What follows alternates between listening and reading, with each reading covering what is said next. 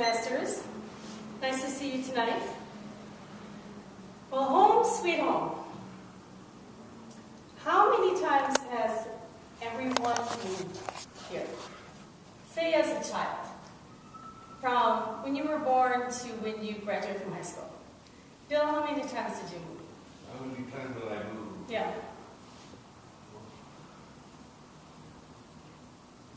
4. 4? Okay. All right, Bonnie? 1. 1 time. Okay. Anybody else want to volunteer that? 6. 6? Okay. None. 9? None. Okay. 8. 8. All right. Amy? I've never lived anyplace over 5 years. Okay. All right. Dave? How many times have I moved before I came here? From say when you were born till when you graduated. Well, when I was living with my parents, they never stayed any place more than 9 months at a time.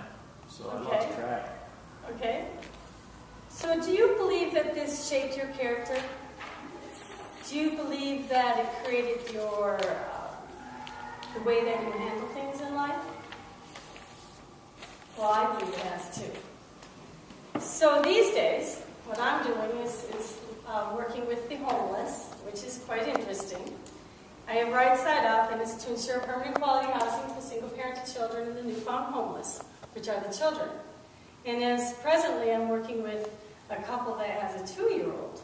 And the 2-year-old was basically born into a situation where they weren't homeless yet, but after he was about 6 months old, they became homeless. So, it's interesting. They've probably moved 4 times in a month sometimes because they're going from one hotel to someone's room in their house to to something until they get on their feet. And they're getting more and more stable by the day. But that baby doesn't know home sweet home. And from what I know, from when I was born to when I was graduated from high school, I probably moved, let's see, there was the Langland house, the orange house that my parents built, and then there was the Alabama house for a year, and then there was the Taylor Street, and then there was Colorado Springs. So about 5, 6 times. That was enough. I could imagine doing that in a year's time. So, and as a developing brain. So, this home sweet home is something that we all kind of take for granted.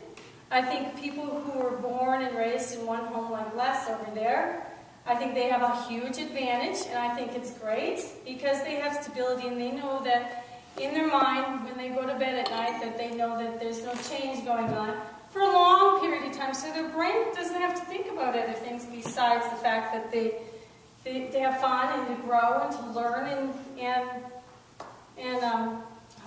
just grow up and develop. And the more you move, I think it's also good. Like I've moved about 6 times, and even to a different state for 1 year and went back to Green Bay. With myself, I think it was really good for my development in the sense that I'm more outgoing and I can adapt to change. I know when I moved to Alabama from Green Bay, that was a shocker because it was a shocker because Green Bay, Wisconsin, I mean, your cheeseheads and, it's just everybody's born and raised in one spot. And when I went down to Alabama in 6th grade, not only did I skip 5th grade over there because they didn't have enough room for me to go into the 5th grade, so they go, oh, well, it's Alabama Christian College. Oh, well, we looked at her past grades. We'll give her IQ test. We'll check her out. So, I skipped 5th grade, which I told the principal, I said, well, or the dean, I should say, because it was a college. I said, gosh, that was easy. How about you just keep testing me? I want to get done with this school stuff. It's kind of funny. But as with my personal experience of moving like I did make me more outgoing.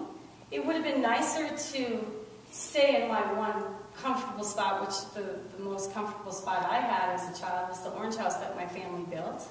And we had a horse that we walked a mile down the street to the barn and got to ride around. And we had, everybody was on a half acre. And we had some space, but you would just go to get to the neighbors like across the street and play baseball and kickball and play with the same neighbors you grew up with them. But nowadays, there are literally 2.5 million kids on the streets. And there's 6.8 million kids traveling, like this family that I'm working with now, that don't have instability. And it's not because they're drug addicts or alcoholics.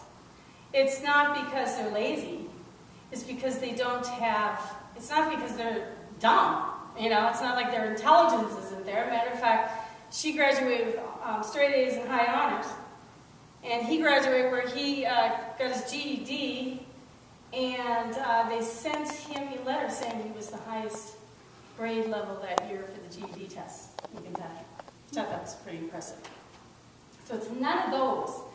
It's because they don't have any stability and they're the working poor. And the working poor in our society is getting big. It's getting a lot bigger. And I think after the election will get worse.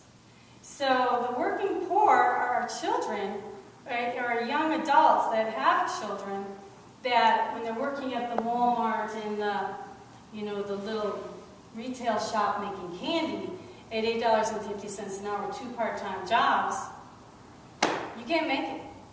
Your gas is high, although they dropped a little bit, and your housing is very high. And so in order to just pay for groceries, I don't know about you guys, I'd go to the grocery store and I'd just shake my head going, what? I didn't even buy any meat! It's like, wow! And so to be raising children and just working minimum wage because you don't have a high education or had stability all your life and you have tons of friends around you that, my daddy will hire me because he knows this daddy and everybody's daddy works with everybody's daddy or mommy, and that's not the case. So we have a lot of working poor in society that we have to start making home sweet home. So, and I hope we do. I think with the right setup, this job of working with these people and seeing the reality of it, it's like, wow. And it's to provide permanent quality housing for single-parented children. So I'm raising funds in front of the Walmarts and the King Soopers and the Petcos.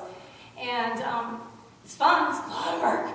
Now we're going to be getting into scrapping, buying some cars to raise funds, and after I get everybody going on that, in Colorado Springs and then Denver and Summit County, and getting funds going and getting this Let's Give a Buck campaign going.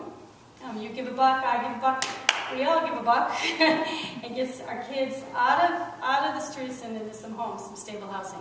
And it's as simple as we buy a house for a good deal, they fix it up, gets fixed up, it's safe and sound.